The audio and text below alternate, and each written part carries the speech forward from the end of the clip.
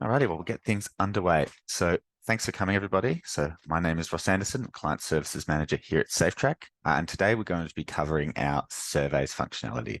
So surveys, audits, attestations, and so on that you can use to monitor key areas, replicate forms, and so on in your business. So one of the benefits of the SafeTrack platform is you can easily roll out surveys, questionnaires, and audits, as mentioned. So you can build them all within the platform. You can also import them and export them as well. You can very easily analyze the results, find knowledge gaps and benchmarks and so on in your organization, and get really detailed reports and dashboards with a click. All of that is native to the SafeTrack platform. One thing as well that's a big benefit is then you're hosting all of your surveys, questionnaires, and so on in the same platform that you're having all of your compliance training. So it's still attached to your user profiles and so on like that. So it really is a one-stop shop with regards to all your needs like that. So without further ado, I'll get into it. So if you have surveys enabled on your platform, if you don't speak with your client services and account manager, you'll see that you have a surveys option here. So when I click on that, I can see this is bringing up all of the surveys that I have, which is quite a few, but you wouldn't have any generally. So what we can do here is if we want to add a survey, it's quite simple. We go to options, add. We see here we have the name. So I'm not very imaginative. I'm going to say Ross survey description. So the description is it comes up when users are enrolled. So it just gives them a little summary of the survey. So you might say, hey, this is the checklist that you need to complete as part of your annual checklist or something like that. So we have a survey type here.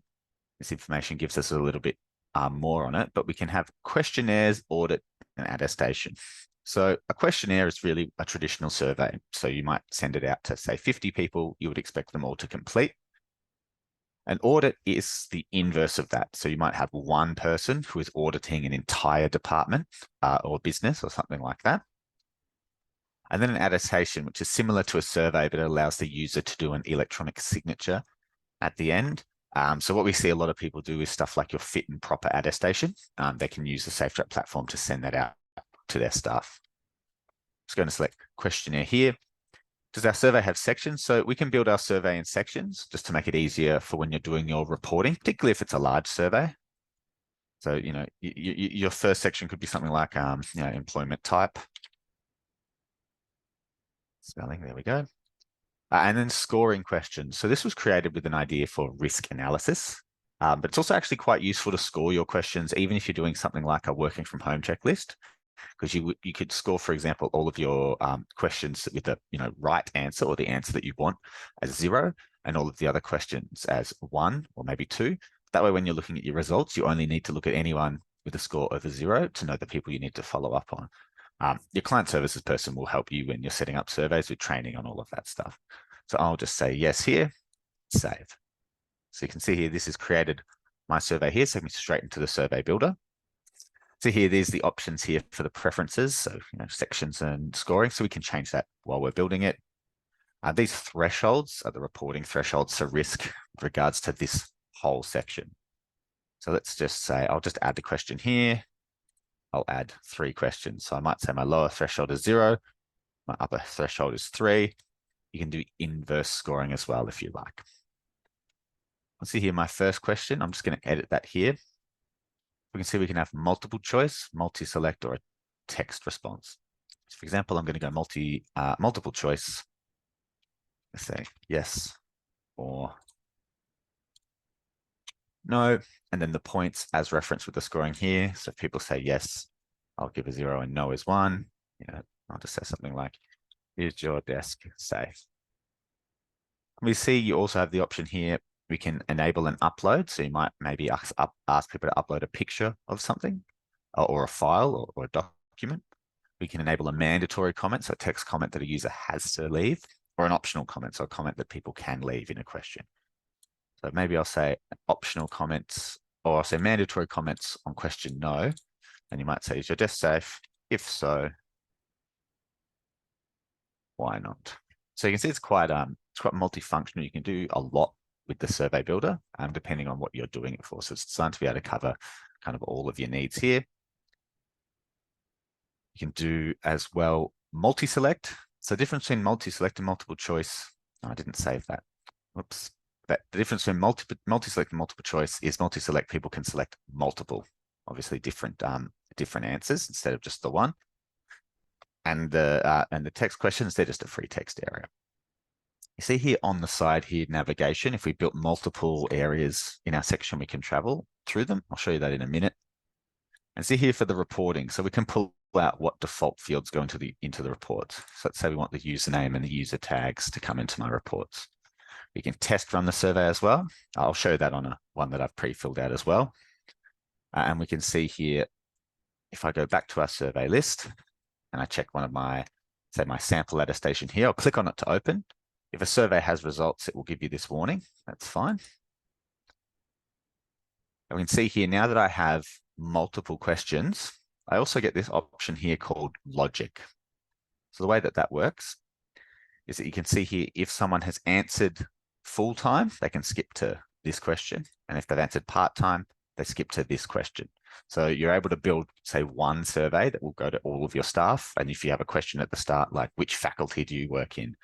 Facility do you work in, or have you been convicted of a financial offence or something like that, it can then skip to the relevant parts in the surveys so that users don't have to keep going through it all, the entire survey again and again. Once you've built your survey, down on the bottom here, you can do a test run through it without having to enroll yourself.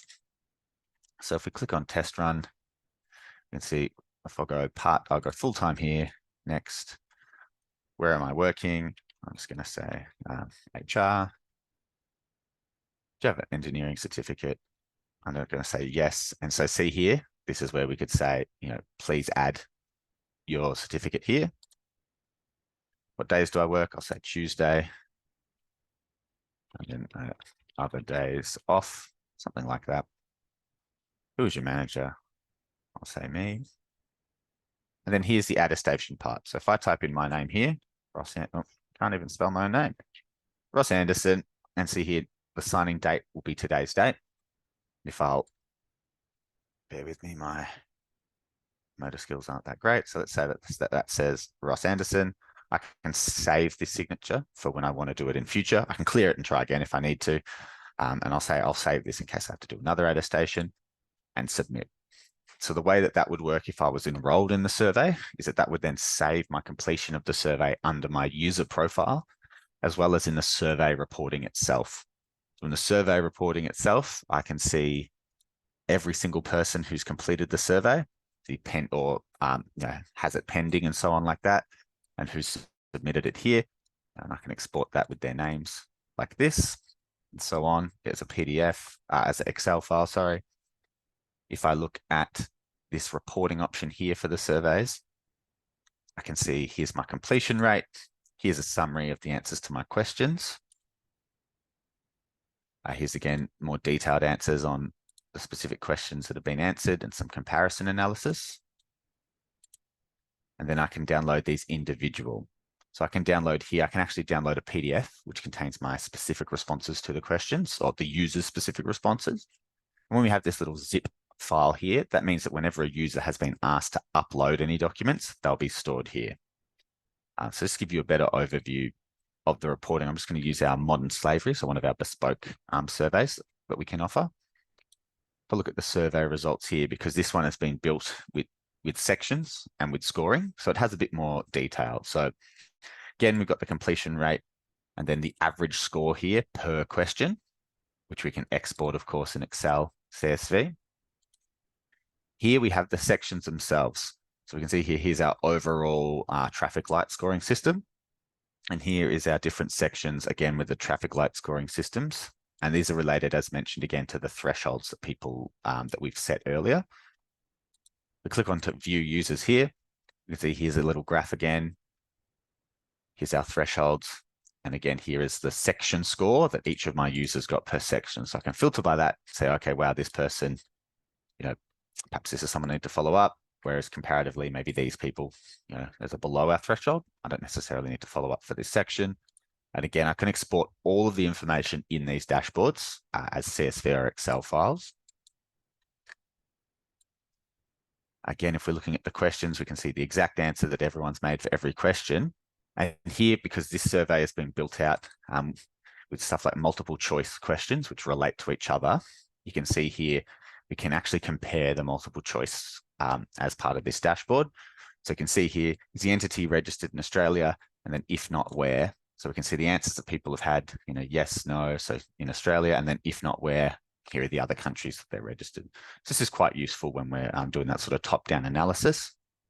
And likewise, if you've used, the multi-select checkboxes and so on like that, we can see here just a really easy way. All the information is in the Excel file, but here's a really easy way for us to just check, the answers that people have given for our multi-select questions.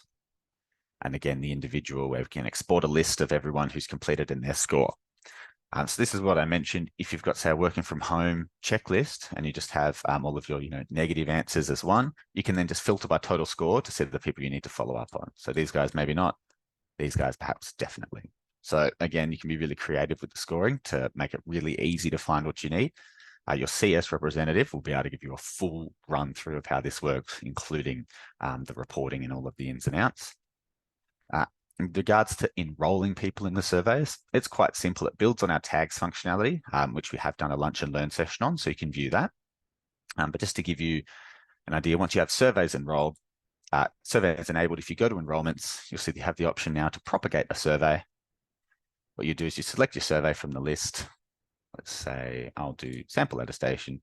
You can set start and due dates or not. So what that means is you can set a survey to be optional. So maybe you might have a staff survey which you want to be optional for your team to complete, or you can have it with a start date and a due date. And this works very similar to how our training works in terms of generating reminders, overdue notices, coming up on people's dashboards, etc. Select this. Then we use our tags to select who that we want to send it to. So I might say auditor. This will bring up all of my users that are with the auditor tag. I can select them all or perhaps one of them. I can choose to send them the email, so the survey enrollment email that they'll receive. So with their login details, how to access the platform, just the same as our compliance training works. I'll just untick that now because I don't want to in this case. And then propagate the survey, which has enrolled the user in it. And then you can also see, if you go to an individual user's profile, you can see you can also assign them a survey from here. You can assign someone a survey and we can see here's a survey that they currently have in progress. And here's a survey that has been recently assigned. So in progress just means that they've started the survey. We can see their complete survey history as well. And just like we could from the main survey reporting area, we can download a PDF summary, which has the logo of the instance. So that'll be your company logo, as well as all of the answers that that person has submitted for the survey. So with regards to the surveys, that's pretty much it in a nutshell. I do recommend definitely getting in touch with your client services representative and or account manager if you're interested in surveys, or maybe you're already using surveys and you're looking to explore some of this sort of cool additional functionality that you can do with them. I'm just going to wait a minute for any questions and then see you another time.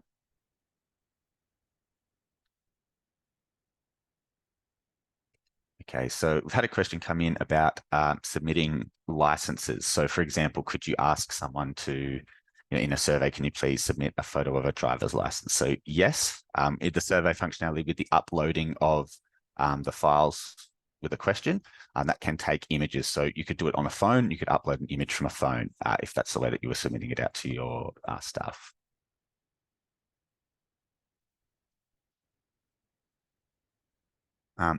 It doesn't look like there's any more, but if so, that's fine. As I mentioned, please contact your client services representative or myself or your account manager. We're happy to answer anything, give you a more detailed run through of the surveys feature. But yeah, thanks for everything, guys. I'll see you another time. Cheers.